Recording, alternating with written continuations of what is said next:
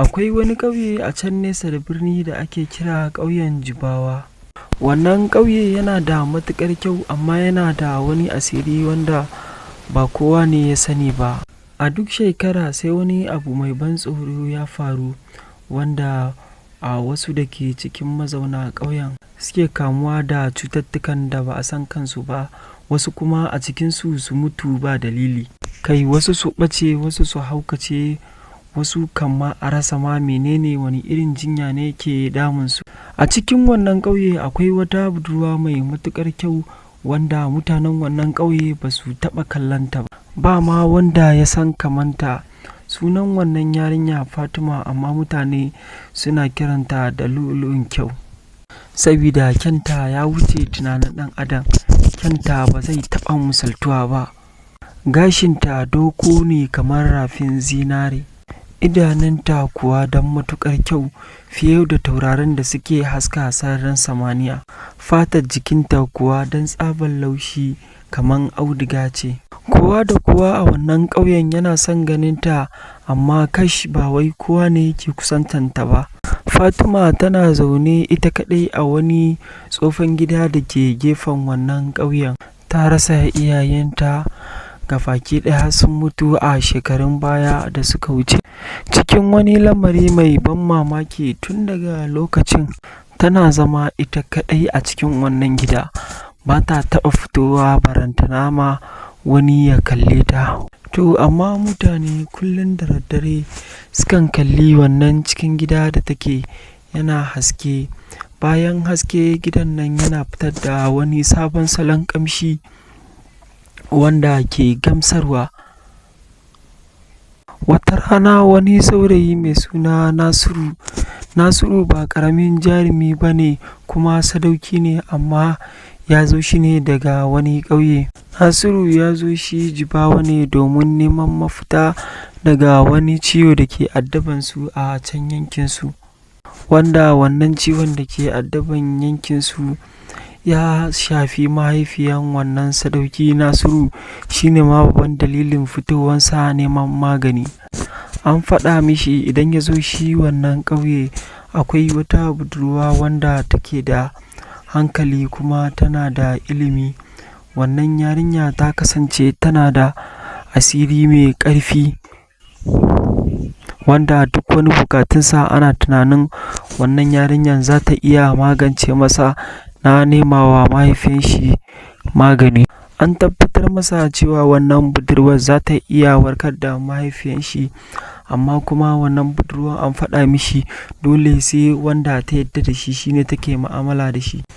Ita kuma sakamakon ba wanda yake kallonta a wannan ƙauye, amma da ke Nasiru sadaukin gaske ne, yanda ya matsa a kansa sosai har ya je ya kalli wannan budurwa. Ya kalli wannan budurwa kuma Nasiru ya yi matuƙar cika da mamaki da tunani na cewa bai taɓa tunanin zai zo ya kalli mace haka ba ma shi a rayuwan shi. Duk da cewa ta yi matuƙar yi mushi a lokacin da ya samu iske ta, to amma bai furta mata kalman soyayya ba. Ya furta mata abun da ya sa ya tattako tun daga garinsu domin ya gana da ita. Bayan ya faɗa mata duk abun da ke faruwa da mahaifiyan shi kuma yana neman taimako a gare ta, Fatima ta buɗe baki take ce mishi ta ji bukatun shi don haka za ta taimaka masa, amma tana da wani sharaɗi. Sharaɗin kuwa shine ta faɗa mishi, ta ce na farko dole sai ya kwana ɗaya a cikin wannan gida da take ce mishi a wannan kwana ɗayan idan har ya iya jurewa ya kwana ɗaya a wannan gidan, to za ta ba shi maganin da zai je ya warkar da mahaifiyan shi. Haka ya amince duk da cewa ya ji mutane suna magana kan cewa duk wanda ya taɓa kwana a gidan Fatima ko ya haukace ko kuma ya ɓace a neme shi gabaki ɗaya a rasa. Da dare ya yi Nasiru ya kwanta a cikin wannan gida, amma tsakiyar dare yana rafawa Nasiru ya farka. domin ya ji wata murya mai taushi tana kiran sunan shi. Wannan murya da yake ji tana kiran sunan shi tana cewa, Nasiru ka farka, ka farka ka zo domin zuciyan da gaskiya take, domin muna so mu san zuciyan da gaskiya take. Nasiru ka farka. Haka dai Nasiru ya ji gaba da jin wannan muryan tana kiran sunan shi. Gabaki ɗaya a take gidan ya canja kala, ya zamto kaman wani hamshakin ɗaki da ke cikin masarauta. Fatima sai ta bayyana mishi a gaban shi da kaya kaman sarauniya, amma kuma Fatima a time ɗin sai ya ganta da fuka-fukai. Ya ga fuka-fukan nata tamkar maciji. Fatima ya kalli ta sauya kala, ita dai kaman ba mutum ba, ita kuma to gata nan. To amma da ke saurayi ne, hakan bai wani firgita shi sosai ba. A lokacin Nasiru ya tsaya ya zuba mata ido yana kallonta, kuma a lokacin ya ci gaba da ji wa'annan muryoyin suna kiran sunan shi. To a lokacin tun bai firgita ba, abin bai tsorata shi ba, har abun ya fara firgita shi, ya fara kuma tsorata shi. Akan yana tunanin cewa to wannan mutum ce ko ba mutum ba ce.